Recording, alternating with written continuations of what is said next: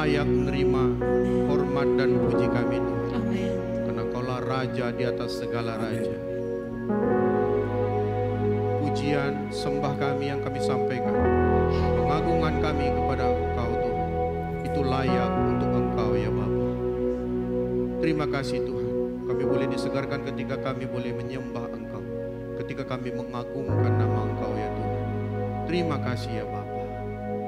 Ketika kami mendengar firman juga Tuhan, kami mau terus mengarahkan roh dan hati kami Tuhan kepada Engkau, sehingga kami boleh mendengar apa keinginan dan maksud hati Tuhan untuk kami Bapa. Berbicaralah bagi jemaat-Mu pada pagi ini ya Tuhan. Jamalah setiap hati kami, sehingga kami boleh mengerti akan keinginan Tuhan. Kami boleh mengerti maksud hati Allah menciptakan kami di bumi ini. Terima kasih ya Bapa. Di dalam nama Tuhan Yesus kami berdoa, kami bersyukur. Amin. Silakan duduk saudaraku. Shalom.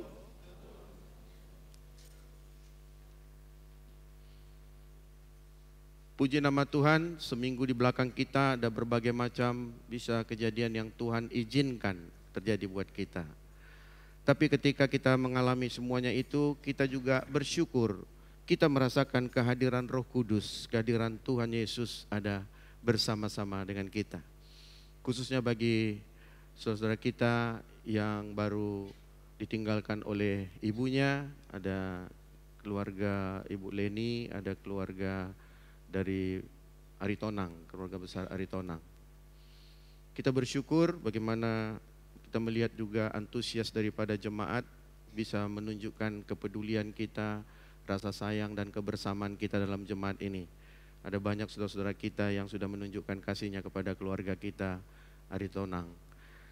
Dan patut juga kita bersyukur bahwa pelayanan yang kita ikuti sama-sama di tempat ini pun bisa meneguhkan kita, sehingga ketika kita mengalami satu kesulitan, satu masalah, saudara-saudara yang seiman dengan kita ada bersama-sama dengan kita. Pagi ini kita masih bicara masalah doa. Memang beberapa bulan ini, peak ini masih berulang-ulang disampaikan. Tak habis-habisnya kita membahas ini. Karena ini proyeknya Tuhan. Karena Tuhan yang suruh ini. Tuhan suruh kita berdoa. Karena ini yang Dia inginkan untuk manusia ciptaannya untuk boleh lakukan. Supaya apa? Ada maksud-maksud Tuhan. Ada banyak rencana Tuhan yang ingin Dia titipkan sama kita selagi kita di dunia. Dia mau pakai kita, ciptaan Dia ini, untuk menjadi saluran semua yang ada di sorga terjadi di bumi. Dia mau pakai kita. Tapi ketika Dia mau rencanakan, Dia mau pakai kita, kita pun harus siapkan dengan spek, artinya syarat-syarat yang Tuhan inginkan. Dia tidak mau mempercayakan segala sesuatu kepada sembarangan orang. Karena hal yang mau Dia titipkan untuk Dia sampaikan ke dunia ini, itu sesuatu hal yang ingin dibuat untuk memuliakan Dia. Oleh karena itu, ketika itu sampai pesan itu kepada orang yang bukan pilihan Tuhan, maka tidak tercapai apa yang maksud Tuhan. Tuhan mungkin titipkan sesuatu bagi orang, tapi orang ini nggak siap. Dia pikir bahwa apa yang Tuhan percayakan kepada dia ini adalah untuk kepopuleran dia. Akhirnya apa? Memang dia jadi populer, memang dia menjadi kaya, memang dia menjadi banyak ilmu pengetahuannya, memang dia menjadi banyak kemampuannya. Tapi tidak ditujukan untuk Tuhan. Nah, untuk hal ini Tuhan melihat bahwa itu bukanlah rencana Tuhan. Karena nama Dia di bumi yang dimasyhurkan. Oleh karena itu melalui doa, ada hamba-hamba Tuhan di tempat ini, para pemimpin sudah menyiapkan beberapa topik yang lalu, ya, cukup sangat bagus. Karena pembicara internasional, pembicara nasional pun bicara masalah itu, enggak kalah kualitasnya.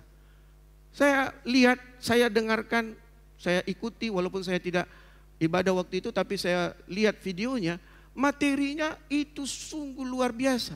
Itu juga yang diperkatakan orang di luar sana. Tapi perbedaannya adalah, adakah orang yang mendengarnya, meresponnya dengan benar? Ini persoalannya.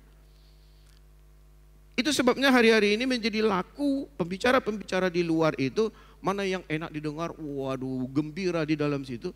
Tapi kosong penerapannya bagi jemaat. Nggak bertumbuh juga. Sakit hati jalan juga. Kesombongan jalan juga. Kerendahan hati tidak ada juga. Pelit jalan juga gitu loh. Tidak ada dirubah. Sementara ada banyak hal yang sebenarnya ingin Tuhan perbaiki dari orang-orang yang percaya. Supaya apa? Supaya Tuhan leluasa bekerja melalui kita. Oleh sebab itu pada pagi ini kita mau dengarkan topiknya adalah doa dapat menembus batin dan pikiran orang. Bahkan Tuhan dapat bekerja melampaui itu. Ini alat ini sangat penting kali ini. Biasanya Pak Leo itu, tapi kalau Pak Leo tidak ada bahaya ini. Baik, doa dapat menembus batin dan pikiran orang. Bahkan Tuhan dapat bekerja melampaui itu. Terima kasih Pak Sasden. Nah topik ini yang lalu-lalu para hamba Tuhan ada membagikan apa itu doa, nafas orang Kristen, ya. Apa itu doa? Kenapa doa itu dijawab atau tak dijawab? Lalu apa penghalang-penghalangnya? Dibutuhkan pengampunan untuk kita bisa doa kita tidak terhalang dan lain sebagainya.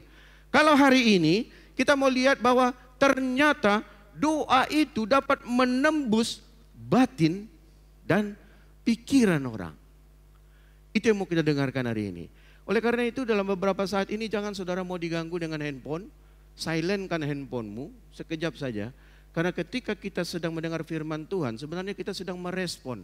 Tuhan mau berbicara sama kita. Amin. Jangan dianggap bahwa wah inilah puncak acara dari ibadah. Tidak. Mulai dari tadi kita masuk, disalam oleh Asar, di situ Tuhan sudah mulai bekerja. Kita datang duduk, kita satu duduk di tempat kita, Tuhan sedang mau bekerja. Tapi ketika kita hanya menantikan khotbah, waktu kita duduk sepertinya biasa-biasa. Waktu kita menyembah rasanya biasa-biasa. Padahal Tuhan mau bekerja di situ. Dia bisa sembuhkan sakit kita. Mungkin ketika kita lagi menyembah pujian, lagi bawa pujian kita. Mungkin ketika kita baru menyalam Asar, di situ kesembuhan terjadi. Tapi kita beda, kita pikir bahwa mungkin firman Tuhan yang disampaikan inilah puncak daripada suatu ibadah. Salah, kata Tuhan bukan.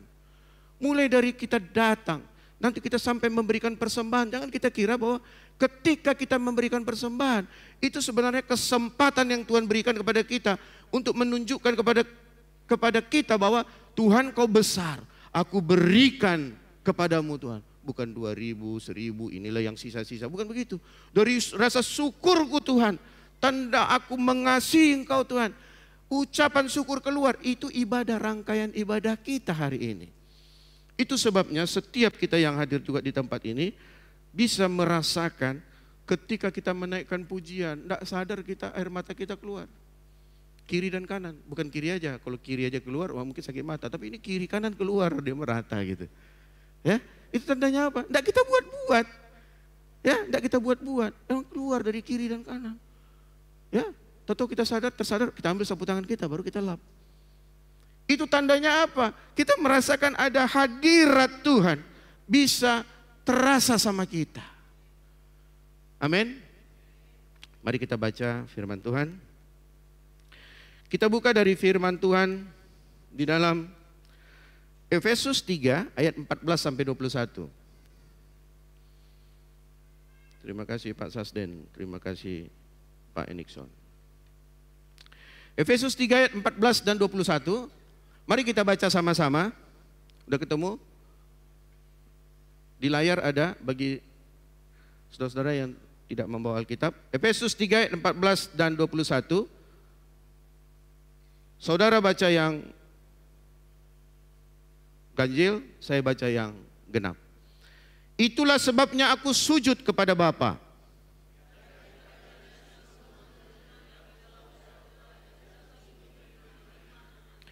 Aku berdoa supaya Ia menurut kekayaan kemuliaannya menguatkan dan meneguhkan kamu oleh rohnya di dalam batinmu.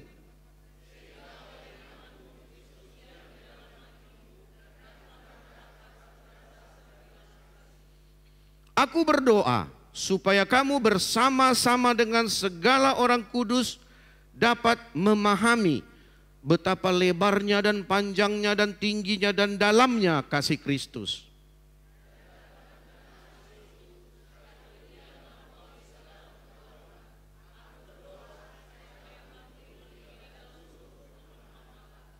Bagi Dialah yang dapat melakukan jauh lebih banyak daripada yang kita doakan atau pikirkan, seperti yang ternyata dari kuasa yang bekerja di dalam kita.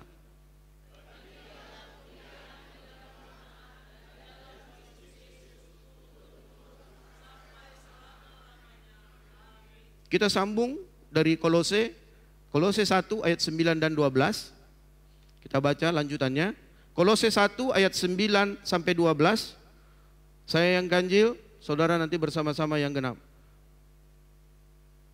Kolose 1 ayat 9 sampai 12. Sebab itu sejak waktu kami mendengarnya, kami tiada berhenti-henti berdoa untuk kamu.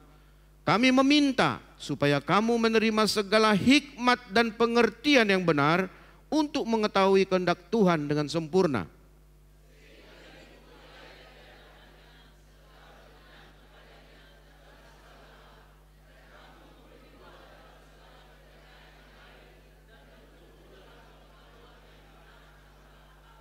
Dan dikuatkan dengan segala kekuatan oleh kuasa kemuliaannya untuk menanggung segala sesuatu dengan tekun dan sabar.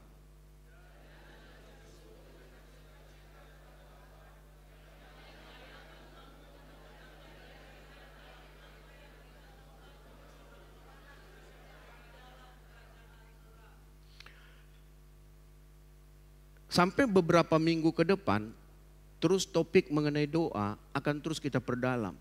Tetapi tanpa melupakan apa yang sudah kita pelajari, apa yang sudah kita dapatkan dalam minggu-minggu yang lalu. Hari ini lebih banyak bicara doa menembus batin dan pikiran. Ada lahir, ada batin. Lahir fisik, tubuhnya.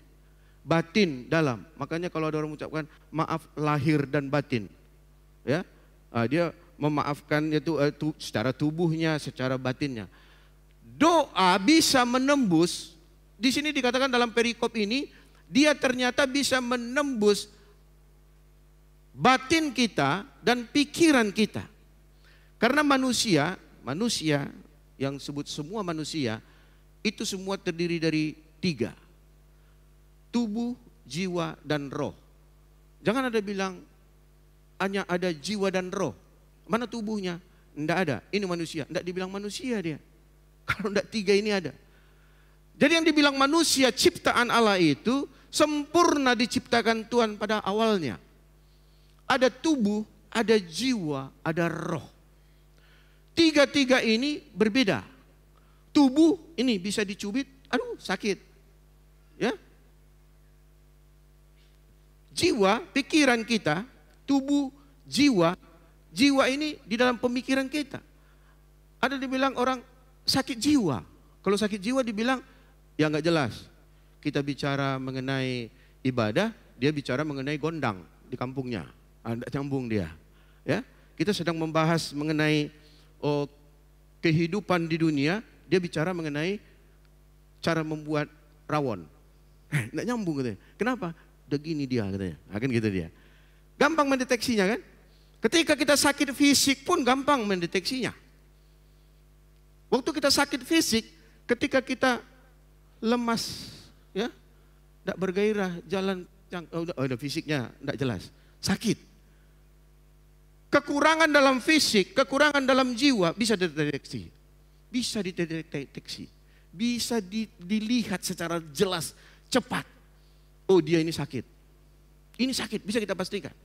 Ketika dia batuknya berlebihan, itu sakit, ya. Jangan bilang enggak, sehatnya dia, sehatnya aku, kita bilang enggak, sakit. Begitu juga dengan ngelantur kita bicara-bicara, ya, kita ngelantur, itu sakit. Kedua hal ini, ketika sakit tubuh, sakit jiwa, orang bisa lihat, deteksi secara fisik mata kita. Ada satu lagi yang enggak tersentuh, roh. Ada orang rohnya sakit, enggak kelihatan. Mungkin dia masih bisa bilang haleluya, haleluya, masih kuat ininya. Badannya masih six-pack, masih kuat. Tapi rohnya kosong. Ketika bicara firman Tuhan, dia sudah Menguap dia. Nggak masuk lagi dia. Waktu manusia pertama Adam dan Hawa jatuh ke dalam dosa di Taman Eden, itu dijelaskan di dalam Kejadian. Tubuh dia tidak mati, tetap tubuh dia. Jiwa dia tidak mati, dia masih bisa berpikir, ya. Tapi roh dia sudah mati, tidak terhubung lagi dia sama Allah penciptanya, tidak lagi disampaikan apa rahasia-rahasia Allah sama dia. Dia menjadi malu. Nah, pikiran dia, jiwa dia sudah mulai main.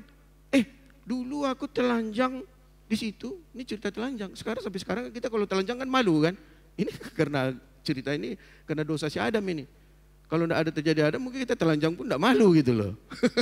Ya, kan gitu ceritanya. Di dalam Alkitab kan memang dijelaskan begitu. Setelah dia jatuh dalam dosa, baru dia tahu dia telanjang. Tutup pakai daun. Sekarang tutup jangan pakai daun lagi, pakai kain, ya, warna-warni biar dilihat cantik, bagus gitu loh. Tidak apa-apa. Tapi hukum itu sudah terjadi. Yang mati adalah rohnya Adam dan Hawa. Pikirannya berubah. Dia tidak lagi melihat Allah itu yang maha besar. Dia sudah berpikir untuk kehidupan dia, bertarung dalam hidupnya sendiri. Kalau dulu enggak, diserba disiapkan. Di Taman Eden dia serba disiapkan Tuhan. Ya, malah diajak Tuhan dia. Diajak Tuhan dia keliling-keliling di Taman Eden. Dikasih lagi sama Tuhan kewenangan sama dia bikin nama-nama binatang. Kan disebutkan. Kan bukan Tuhan bilang kan namanya ini ular, ini apa, bukan kan? Si Adam bilang, ya jadi gajah, jadi ini dia, oh ini gajah, oh ini jerapah, ini apa gitu. Masih bekerja sama Tuhan sama dia. Ya, Allah masih pakai dia. Jadi ketika dosa datang sama Adam, maka rohnya mati. Hari ini roh kita bisa mati, orang lain tidak bisa lihat. Tapi kita yang bisa merasakan. Ketika kita tidak lagi terbuka dengan hal-hal yang rohani, yang sifatnya adalah dari Allah, kita tidak terlalu percaya lagi. Itu roh kita sakit. Roh kita sakit. Jangan bawa ke rumah sakit. Ya, ini salah lagi. Ya. Kalau jiwa kita sakit, bawa ke Jalan Riau. Jalan mana itu? Panam. Ya, Subrantas sekarang namanya. Ya, jadi ada tempatnya kan. Kalau tubuh kita sakit, bawa ke rumah sakit. Jangan bawa ke rumah makan. Bingung orang nanti. Kalau jiwa kita sakit, bawa ke rumah sakit jiwa. Kalau roh kita sakit, bawa ke tempat memulihkan roh kita. Di mana? Di sini tempatnya. Amin. Dan kita pura-pura tidak tahu bahwa kita sudah sakit roh kita. Kenapa roh kita bisa sakit? Kenapa roh kita bisa rusak? Karena kita melakukan dosa dan pelanggaran kepada Allah. Kita nggak tahu ketika kita buat dosa, hanya kita yang tahu. Kau yang tahu apa yang kita lakukan di kamar kita. Kau yang tahu dalam kehidupan kita. Di dalam tempat yang terbatas, kita yang tahu. Bagaimana isi hati kita, kita yang tahu. Ya, bagaimana sebenarnya bobroknya hati kita, kita yang tahu. Yang celakanya adalah kita menjaga ketat kelemahan kita dari dalam tubuh kita, tidak mau diketahui orang. Kenapa? Kita satu malu. Aku sudah kadung pendeta, aku sudah kadung diaken, aku sudah kadung diangkat. Kadung itu artinya sudah terlanjur gitu loh, bukan si sudung, kadung mungkin gitu ya. Ya. Aku sudah terlanjur diangkat jadi asar, jadi pelayan. Malulah aku. Ya, kalau orang tahu sebenarnya hatiku masih busuk, masih dengki sama orang gitu loh. Tidak. Saat seperti itu Tuhan mau bongkar semuanya itu. Dia mau sembuhkan sakit roh kita tadi. Supaya apa? Supaya roh kita yang bersih tadi gampang mudah terhubung dengan Roh Kudus, dengan rohnya Tuhan yang Maha Kudus. Amin. Ini yang kadangkala tidak kita terlalu pedulikan. Kenapa? Dua hal tadi kita mungkin keluar biaya yang besar untuk itu. Mungkin untuk nge-gym, untuk makan yang enak supaya kulit kita tetap bagus, kita makan vitamin yang mahal-mahal, ya, protein apalah macam segala macam supaya penglihatan kita tetap awet. Kita makan vitamin multivitamin, yang bermacam-macam, kita keluarkan duit banyak. Kita bersedia untuk itu. Ketika kita mau tambah, jiwa kita berkembang, kita pengen tahu ilmu pengetahuan yang lain. Matematika kita mau kuat, bahasa kita mau kuat, budaya-budaya yang lain kita mau kuat, pengetahuan alam kita mau kuat. Kita banyak belajar, kita kursus. Kita pergi ke sana kemari mencari ilmu itu. Kita beli materi-materi itu, buku-buku itu. Kita bayar dia. Tetapi untuk merawat roh kita, kadangkala kita malas. Tidak mau berinvestasi di situ. Ada buku-buku rohani kita nggak terlalu mau membelinya, membacanya. Ada umpamanya media-media yang lain mungkin mengeluarkan uang. Ini nggak terlalu perlu. Ada lagu-lagu yang lain kita nggak terlalu mau untuk mengkonsumsinya. Itu sebabnya miskin roh kita. Tapi tubuh dan jiwa kita terlalu pedulikan semuanya itu. Padahal Tuhan ketika mau beracara sama kita, ketika dia mau mempercayakan banyak hal yang ada di sorga tadi terjadi di bumi melalui kita, dia sedang siapkan kita, dia sedang siapkan hati kita, dia sedang siapkan roh kita. Tapi persoalannya mau nggak kita? Dari Allahnya sudah menunggu, ayo. Mari kepadaku hai orang yang berletih lesu dan berbeban berat. Kan begitu. Kadang kita tidak mau datang, kan kita diam aja. Padahal Tuhan sudah bilang mau, mari. Oleh karena itu, persoalan kita mau menghubungkan roh kita dengan roh Allah adalah persoalannya di kita. Mau nggak kita? Mau nggak kita? Ya kalau kita bilang, nantilah itu persoalan-persoalan rohani itu. Kenapa? Ini masalah perut ini belum selesai. Kebutuhan uangku, rumahku, kebutuhan anak-anakku belum terpenuhi. Nantilah itu. Akhirnya kita yang terbatas, dalam waktu hidup kita yang terbatas pun, nanti akan terbatas kita memperoleh karunia, kasih karunia, dan juga talenta-talenta itu terlambat juga untuk kita dapatkan. Oleh karena itu, yang sekarang sedang kita bicarakan ini kita mau melihat bagaimana doa itu bisa menembus batin kita dan pikiran kita, sehingga batin dan pikiran kita bisa terkoneksi untuk kita bisa berhubungan dengan Tuhan. Kadang pikiran kita sudah mau bilang, aku percayakan sesuatu. Tapi fakta kita lihat di dalam dunia nyata, tidak seperti yang kita pikirkan. Akhirnya apa? Kita tidak percaya akan kebenaran firman. Tidak percaya lagi kita bahwa Allah itu besar. Kita kira Allah itu adalah serumit masalah kita. Padahal bukan. Sebesar apapun dia, Tuhan sedang bilang, akui kebesaran Tuhan. Dalam pikiran kita pun kita selaraskan dengan keinginan-keinginannya Tuhan. Mari coba kita lihat dari ayat yang tadi.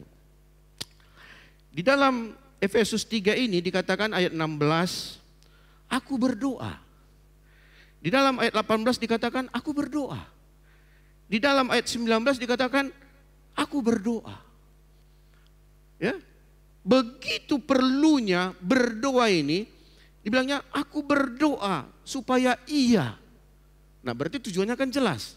Berdoanya kepada siapa? Ya. Ini Rasul Paulus bilang kepada jemaat di Efesus, aku berdoa supaya ia, supaya Allah itu bla bla bla melakukan macam-macam kepada manusia. Dia bukan bilang, aku akan mengadakan seminar, aku akan mengadakan workshop, aku akan mengadakan pelatihan. Tidak dibilang gitu oleh Rasul Paulus. Aku akan memperbanyak, aku akan melakukan diskusi, kajian akademis. Enggak gitu dibikin. Ya. Yang dilakukan Rasul Paulus untuk melakukan satu perubahan bagi satu jemaat. Dia bilang, aku berdoa. Tidak dibilang, aku bersemedi, aku yoga. Tidak dibilang gitu. Ya, di sini dibilang, aku berdoa. Betapa pentingnya kegiatan doa. Itu sebabnya ketika hari-hari yang lalu kita sudah rajin berdoa, ini yang kita pertahankan terus. Jangan lemah lagi dia. Kadang lemah kita berdoa karena apa? Tidak dijawab-jawab doa kita. Mungkin di surga lagi banyak kesibukan sehingga lupa menjawab doa kita. Kita pikir kayak gitu. Atau mungkin dosaku terlalu besar sehingga doaku nggak dijawab-jawab.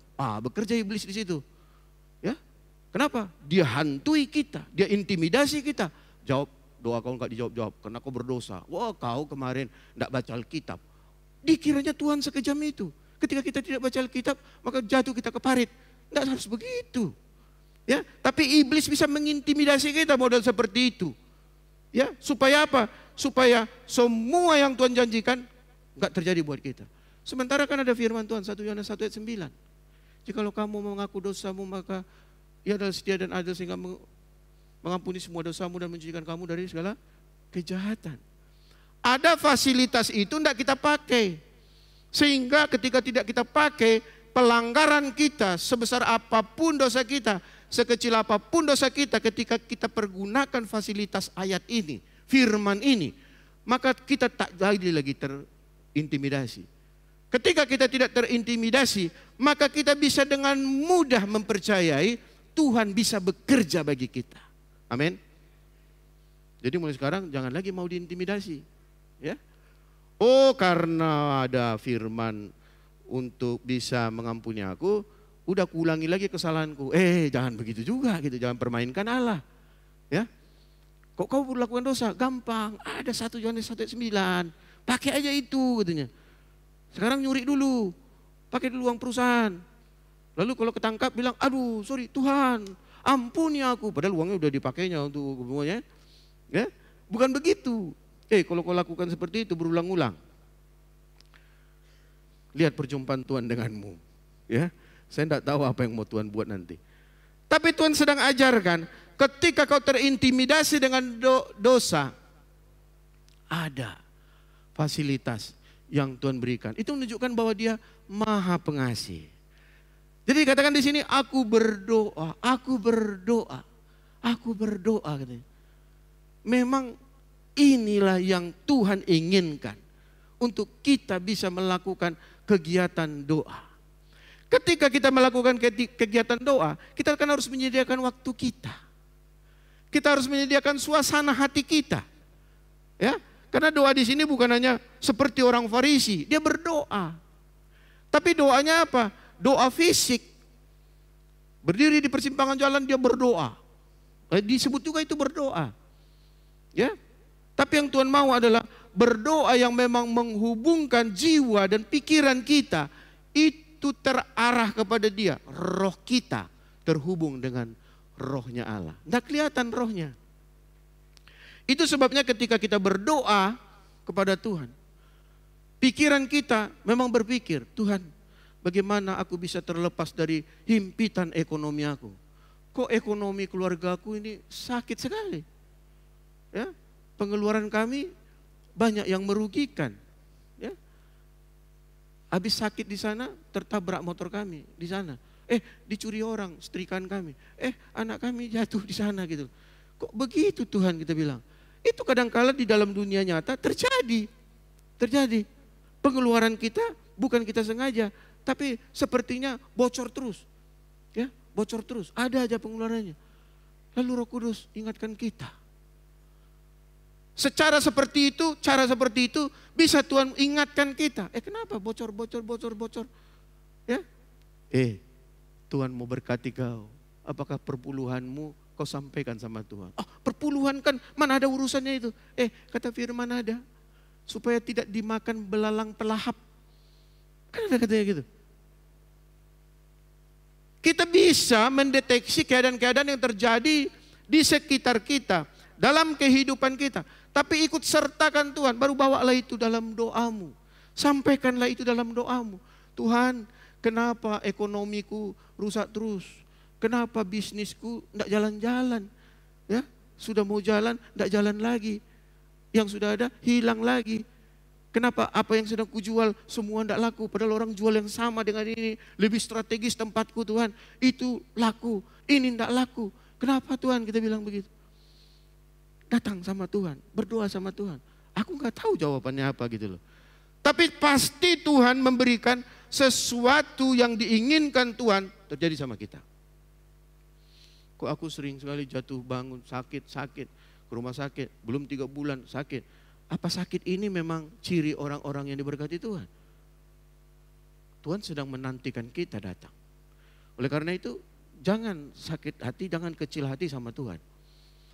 Terus lakukan pengharapan kepada Tuhan. Mungkin keluargamu hari ini, hubungan keluargamu, kau dan anak-anakmu tidak bagus hubungannya. Kita melihat tidak baik-baik saja keadaan anak-anak kita. Ya, dalam masa remaja dia, dalam masa yang sudah besar dia. Ya, atau kita melihat bahwa kemampuan prestasi anak kita jauh di bawah kawan-kawan dia. Lalu kita kecil hati hari ini. Tidak. Tuhan bilang semuanya itu Tuhan izinkan terjadi. Tapi mau nggak kau datang membawa itu dalam doa? Ini kata Tuhan. Mau nggak kau membawa itu dalam doa? Batin yang diteguhkan, doa tadi kan minta di sini. Aku berdoa supaya ia menurut kekayaan kemuliaannya menguatkan dan meneguhkan kamu oleh rohnya di dalam batinmu. Ada doa Rasul Paulus kepada jemaat di Efesus, itu minta supaya Tuhan menguatkan dan meneguhkan batin daripada jemaat. Hari ini kita pun berdoa yang seperti itu. Ya, supaya batin kita diteguhkan oleh Roh Kudus. Apa artinya ini? Batin kita diteguhkan oleh Roh Kudus, itu berarti semua perasaan, pikiran, dan maksud kita itu makin lama makin tunduk kepada pengaruh dan pengarahan daripada Roh Kudus. Ini yang kita nantikan. Ya, bagaimana menciptakan semua perasaan kita, pikiran kita, maksud hati kita makin lama harus makin tunduk kepada pengaruh Roh Kudus, pengarahan Roh Kudus. Ini yang kita kadang-kala lalai untuk melakukannya.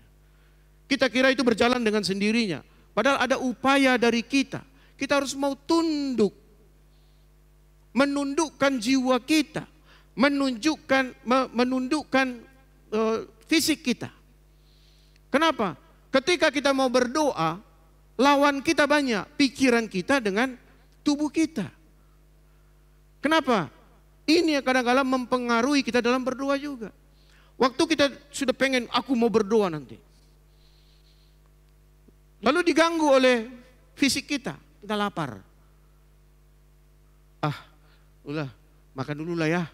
Panggil dulu, pakai Gojek, habis waktu. Ya? Nah, habis sudah kita kenyang, muncul, aduh, pengennya enak ini, tidur dulu. Ya? Hidupkan AC, kalau yang ada AC. Hidupkan kipas kalau yang ada kipas. Wah, nikmati dulu itu. Yang tidak ada kipas, tidak ada AC, udah, pokoknya tertidur aja dia. Habis waktu. Ya? Kan itu yang terjadi sama kita hari ini. Itu tidak bisa kita pungkiri. Akhirnya kita nggak bisa berdoa. Ya, pikiran kita nggak bisa kita tundukkan. Harusnya kan kalau kita bilang, aku sudah mau berdoa sama Tuhan hari ini. Ada satu pergumulan aku mau buat pergumulan ini berhubungan dengan Tuhan. Terus ada lapar, tahan lapar, dalam nama Yesus aku mau berdoa dulu. Itu sebabnya dibilang roh penurut tapi apa? Daging malah lah. Daging lemah. Ya. Daging lemah, bukan malah lah. Roh penurut, hati kita sudah mau, tapi daging kita ini lemah, terpancing. Ada medsos buat daya tarik. Dia cerai 4 hari, lalu kawin lagi. Kita, apa ini? Kenapa bisa begini? Kita bilang. Spektakuler ceritanya. Tunggu ini dulu lah kita bilang. Habis 15 menit. Ya, habis itu kita lihat ada di medsos terbalik mobil 5 anak meninggal di tempat. Kenapa kejadiannya ini? Lebih peduli dulu ini kan gitu. Nggak bisa kita tundukkan. Pikiran kita nggak bisa kita awasi. Nggak bisa kita manage, nggak bisa kita kontrol. Ya, kalau yang laki-laki, biasanya kan laki-laki yang lebih sensitif dengan hal-hal yang bersifat pornografi dan seksual kan. Asal-asal melihat yang sebeng itu apa? Ya, melihat yang apa sedikit, otaknya langsung pikir, lupa dia sudah ada istrinya gitu loh. Ya, nah tapi ketika kita bisa mengontrol pikiran kita, maka kita bisa bilang, pergi kau iblis. Kita bilang, tidak berkata-kata pun bisa. Nama Yesus, matikan, tutup, kan selesai kan? Selesai kan? Tapi kadang-kadang kita mengulur. Kayak mana lah ujungnya ceritanya ini cewek ini nanti ya kita bilang gitu. Itu kita tidak bisa menyelaraskan antara pikiran kita, tubuh kita dengan roh kita. Nah, doa Rasul Paulus tadi kepada jemaat di Efesus, dia bilang, supaya kamu diteguhkan. Arti peneguhan itu apa? Perasaan, pikiran, dan maksud kita makin lama, makin hari, makin kita tundukkan kepada pengaruh Roh Kudus. Harus kita tundukkan dengan pengarahan dari Roh Kudus. Itu sebabnya setiap saat kita bisa bilang, Roh Kudus tolong aku. Kok aku rasanya sedang digoda. Roh Kudus tolong aku. Kok rasanya aku sekarang ini sedang dipermainkan orang. Roh Kudus tolong, kayaknya aku sedang mau ditipu orang. Ya, Roh Kudus tolong, kayaknya aku ini sedang dihina-hina sama orang. Kita bisa berpercakapkan itu, memerankan itu. Ini pelajaran beberapa bulan yang lalu. Peran Roh Kudus di dalam itu. Kalau kita tidak mau ditundukkan, hati kita tidak mau ditundukkan di bawah pengaruh Roh Kudus, maka kita yang semakin besar, Tuhan semakin kecil. Ya, itu sebabnya banyak orang menjadi dibilang si Panggaron. Si Panggaron itu apa? Apa si Panggaron itu? Sombong, sok gitu ya. Itu sebabnya kenapa? Karena dia tidak mau menundukkan dirinya kepada Roh Kudus. Semua berkat yang dia terima, dia kira ini karena kerja kerasku coy. Ini karena warisanku ini. Ini kebun yang 213 hektar ini karena pemberian orang tua. Wah, aku sekarang tinggal narkoba itu nungguin kontrakan orang tua. Ya, karena dulu peninggalan orang tuanya banyak, kontrakan gitu. Wah, ini rasanya sudah tenanglah hidup aku ini, tidak perlu lagi Roh Kudus. Kita hari-hari ini, apapun kondisi ekonomi kita hari ini, apapun kondisi fisik kita hari ini, apapun penyakit yang ada hari ini, apapun kelemahan kita hari ini, itu Tuhan janjikan sama kita. Semua itu bisa selesai, itu urusanku kata Tuhan. Tapi bisa enggak hatimu itu diteguhkan, kau tetap percaya bahwa Allah yang kau sembah itu ada di dalam hatimu. Ya, di sini dikatakan bahwa peneguhan yang diminta oleh Rasul Paulus itu bisa berguna untuk memantapkan kehadirannya Tuhan di dalam hati kita. Jadi boleh, harus berdoa, Tuhan teguhkan aku. Teguhkan dalam apa? Bahwasanya Tuhan Yesus sudah ada dalam aku dan itu bisa aku pergunakan Tuhan. Untuk apa? Untuk kebutuhan-kebutuhanku Tuhan. Itu diperbolehkan oleh Tuhan. Mantapkan Tuhan ada di dalam kita. Jangan permainkan dia. Mantapkan bahwa aku ini adalah anak Allah. Aku sudah terima Tuhan Yesus. Aku berharga di dalam Tuhan. Aku adalah ahli waris daripada Allah. Kita harus berani memperkatakan seperti itu. Jangan bilang merendah. Aku ini apalah aku ini. SMA aku dari si borong-borongnya. Dari kecamatan Duri. Kita yang merendahkan kita. Tuhan sedang menguatkan kita. Tuhan sedang memberikan kepada kita bahwa kau itu berharga bagiku. Lalu Tuhan mantapkan itu di dalam kita. Tapi ada upaya dari kita. Ya, kita harus mau menundukkan hati kita. Roh kita harus kita tundukkan. Ya, bukan hanya pikiran kita. Pikiran kita mungkin bisa kita pelajari lewat PA. Allah itu besar, Allah itu berkuasa, itu secara pengetahuan. Tapi secara roh kadang-kadang kita sudah langsung mengeluh, lihat, aduh, jualan aku rugi terus. Waduh, pengeluaran terus. Aduh, semua aduh. Padahal Tuhan bilang, tidak harusnya kau mengalami itu. Kenapa perlu peneguhan bagi jemaat di Kolose? Kenapa perlu peneguhan bagi kita jemaat di GKKD?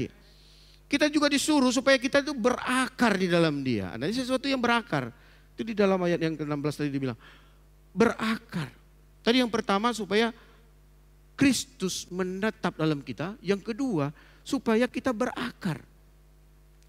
Berakar itu pengertiannya sebuah tanaman itu berakar. Itu punya suatu pegangan yang kuat.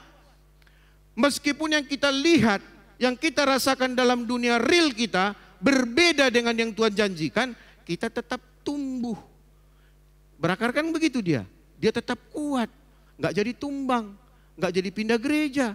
Gak jadi dia lesu di dalam Tuhan. Gak jadi dia berdiam diri di rumah. Enggak begitu. Dia tetap bisa bangkit. Kenapa? Karena berakar kuat. Dia berakar kuat. Orang yang berakar kuat, dia bertumbuh, dia mudah mengampuni orang. Dia gampang menghargai orang. Dia selalu bicara positif dengan orang. Kau makin mantap. Ya. Dia bukan bilang, makin kurusnya kau tengok, apa persoalanmu, dia bilang. Makin lama sudah dia. Ya. Makin bau badanmu kulihat, katanya gitu. Kalau itu realita mungkin kan, ya kita perbaiki kan gitu aja. Kalau dibilang bau, tentu kan berarti kita perbaiki. Kita mandi berapa kali sehari, baju kita dicuci berapa kali sehari, atau masih kering-kering setengah sudah kita setrika, ya bau lah kan gitu kan. Ya kalau yang gitu langsung kita perbaiki aja. Itu bukan ada cerita persoalan di roh, itu di pikiran. Ya, itu di pikiran kita, ya kita lakukan aja. Banyak kali nyamuk di rumah kami ini. Iya, kalau kau tumpuk-tumpuk kain di situ, nggak langsung disetrika sama ibu, yang berjibunlah dia di situ, dengan berbaulah dia di situ, datanglah nyamuk. Kayak gitu. Ini diselesaikan dengan hal-hal yang biasa saja gitu loh.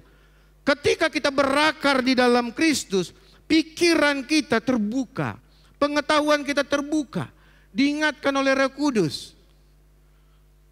Makanya saya bisa melihat ini, kalau ada orang yang tidak berubah-berubah dalam hidupnya, ya, tidak berubah-berubah dari kelakuannya, tidak bisa dia belajar rendah hati, tidak bisa dia belajar lepas dari pelit, itu sebenarnya dia itu tidak berakar sebenarnya, nampaknya pura-pura berakar. Dia aja mengklaim dia berakar, dia tidak berakar sebenarnya. Ya, ketika dia bicara sama orang sembarangan lepas saja, ya, tidak lagi menjaga perasaan orang. Ketika dia suka merendahkan orang, ketika dia masih pelit memberikan bantuan sama orang, ketika dia sulit untuk mentraktir orang. Saya bukan menyuruh kita traktir nanti di kantin, bukan begitu ya. Tapi ini kan ciri-ciri kita kan dibilang mau serupa dengan Tuhan. Tuhan itu tidak pelit. Tuhan yang kita sembah itu bukan Tuhan yang pelit. Dia Allah yang baik. Nah, bagaimana yang baik? Dia rendah hati. Ya, itu dia tunjukkan. Mulai dari lahir Tuhan Yesus di Palungan, enggak di rumah sakit VIP. Di Palungan, itu dicontohkannya kan.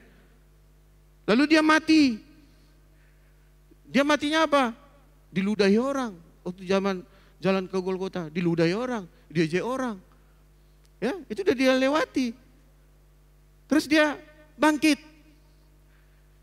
Dilihat orang, kubur udah kosong. Ya. Terus dia naik ke surga. Rasanya pikiran kita naik ke surga kan terangkat, dia digambarkan kan terangkat. Masa bisa dia terangkat, kita bilang, masa kita masih bicara masa. Padahal itu terjadi, itulah dia yang terjadi. Allah menunjukkan betapa dia besar. Kenapa kita perlu diteguhkan? Kita perlu berakar. Ketika kita teguh, hasil doa orang lain kepada kita, hasil doa kita pun bisa membuat kita berakar di dalam kasih. Sehingga kita tidak hitung-hitungan lagi. Ada berapa banyak dia kutolong, ya? Ada si tolongan lagi itu, ya? Di rumahnya banyak tidak usah aku bawa makanan ke rumahnya, banyak makanan di rumahnya itu kita bilang, ya? Tidak begitu. Ketika Roh Kudus bicara sama kita, apa perbuatan baik yang Tuhan getarkan sama kita, yang Tuhan lintaskan kepada kita, lakukan bukan karena orang lain, tapi karena Tuhan mengingatkan aku. Orang yang berakar dan bertumbuh di dalam kasih ini, hal yang seperti itu berjalan dengan biasa. Itu bukan satu hal yang luar biasa lagi. Sehingga itu harus dipercakap-cakap. Tahu kau, kemarin ku kasih, udah ku bawa nanas ke rumahnya. Ku bawa lagi kemarin bolu komoyo ke rumah dia. Kita sebut-sebut itu gitu. Tuhan bukan mau minta supaya itu kita daftarkan gitu. Tapi berikan itu, tanda kita sedang tunduk kepada Roh Kudus. Tanda kita sedang mengakui bahwa kau besar. Aku enggak akan kekurangan kalau aku berikan itu kepada saudaraku. Amin. Sehingga apa? Terjadi juga nanti lagi hukumnya Tuhan. Ketika kita memberi, maka kita akan diberi. Itu yang ada di dalam pikiran kita diteguhkan. Peneguhan daripada Tuhan itu juga dikatakan di dalam ayat 18 dan 19. Dia dapat memahami di dalam pikiran dan mengalami di dalam hidup. Di dalam pikiran kita melihat bahwa sesuatu itu memang perlu. Memang harus kulakukan. Apa yang sedang kita percakapkan, kita lakukan. Makanya khotbah, mengkhotbahkan yang dilakukan dan melakukan yang dikhotbahkan. Nah, ada juga orang hanya mengkhotbahkan yang tidak dilakukannya. Wah, akhirnya apa? Perpuluhan harus kita bayar. Tapi dia sendiri tidak bayar perpuluhan. Kita tidak pelit, dia sendiri pelit. Itu tidak selaras antara pikiran dengan kelakuan keseharian. Kita harus mengasihi, kita bilang. Anak orang jatuh di sana, anak siapa itu? Kau urus kau sama anakmu, katanya. Terus anak kita mengganggu anak orang lain. Bapaknya yang berantem. Kau lihat anakmu itu, diantamnya katanya, pukulnya lagi. Ya, itu karena apa? Kita tidak bisa memahami dalam pikiran kita yang harus kita terjemahkan dalam kelakuan perbuatan kita. Ini yang mau Tuhan bongkar dari jemaat Tuhan. Supaya apa? Supaya kita semakin leluasa dianugerahkan Tuhan. Apa yang sudah Tuhan sediakan di sorga terjadi di bumi melalui kita. Dan dalam masa kita, bukan pada nanti keturunan kita. Dalam kita sekarang. Untuk anak kita, generasi kita, biar nanti mereka yang mengalami itu sendiri. Sekarang persoalannya yang untuk kita. Lalu yang terakhir, kenapa perlu peneguhan tadi? Dikatakan supaya kita dapat dipenuhi dengan seluruh kepenuhan Allah. Ini kalau udah cerita segala kepenuhan Allah, kemampuan Allah, semua Allah yang perkasa. Ada bilang, Tuhan itu berkuasa enggak? Katanya. Iya, berkuasa. Sangat berkuasa. Bisa enggak Tuhan menciptakan batu yang sangat besar sehingga dia sendiri enggak bisa mengangkatnya, katanya. Ya. Kalau Tuhan itu besar, bisa enggak dia ciptakan sebuah batu yang sangat besar sehingga dia sendiri enggak bisa mengangkatnya, katanya. Orang mulai pikirannya diganggu dengan hal-hal seperti orang lihat itu, iya pula ya, katanya. Itu yang bilang, iya pula ya. Bisa. Sehingga dia sedang membilang bahwa Allah tidak berkuasa. Kan katanya sama besar sekali sehingga Tuhan sendiri pun tidak bisa mengangkatnya, katanya. Dia remehkan Tuhan. Itu tidak sinkron antara pikiran dengan rohnya. Dia sedang mengagungkan ilmu pengetahuan. Dia pikir dia sedang mengucapkan itu, dia seorang filsuf. Dikira, filsufnya dia. Makanya Rocky Gerung itu laku kenapa? Pembicaranya, pemikirannya udah kemana-mana. Ya. Dan ada orang yang tidak paham segala sesuatu, iya pula ya, betul juga yang dibilangnya itu. Apa betul? Kembali ke Alkitab, kembali ke firman Tuhan. Ya. Apa kata firman Tuhan mengenai roh kita? Mengenai yang terjadi sekarang di dunia. Ya, jangan kita bingung, ya. Jangan kita bingung melihat di dunia ini. Biarkan yang di dunia itu terjadi, tapi roh kita tetap terhubung dengan Tuhan. Ketika roh kita terhubung dengan Tuhan, kita senantiasa tahu perkembangan apa yang ingin Tuhan kerjakan untuk kita. Mari kita lihat di dalam ayat yang 20, dikatakan di sini. Kolose 3 ayat 20. Allah akan melakukan bagi kita bukan saja lebih dari apa yang kita minta daripadanya. Tadi lagu tadi sungguh luar biasa. Tuhan mendengar tidak hanya doa kita, tapi Dia akan menjawab doa kita. Apa katanya? Lebih daripada yang kita harapkan. Kadang-kadang di luar nalar kita. Kadang-kadang di dalam doa kita tidak komplit. Aduh, tadi belum kudoakan pintu dapur yang tidak terkunci. Tidak kudoakan tadi itu. Aduh, gimana lah itu nanti ya? Gimana lah itu kita bilang? Padahal kan Tuhan menjawab semua yang bahkan tidak kita pikirkan. Apalah cerita dapur kok? Enggak, tadi aku teringat dapurku masih terbuka. Mungkin nanti masuk orang pencuri ke situ gitu. Dan lupa kudoakan, kita bilang. Tuhan menjawab semua doa kita bahkan yang tak terpikirkan oleh kita. Saya bacakan 1 Korintus 2 ayat 9.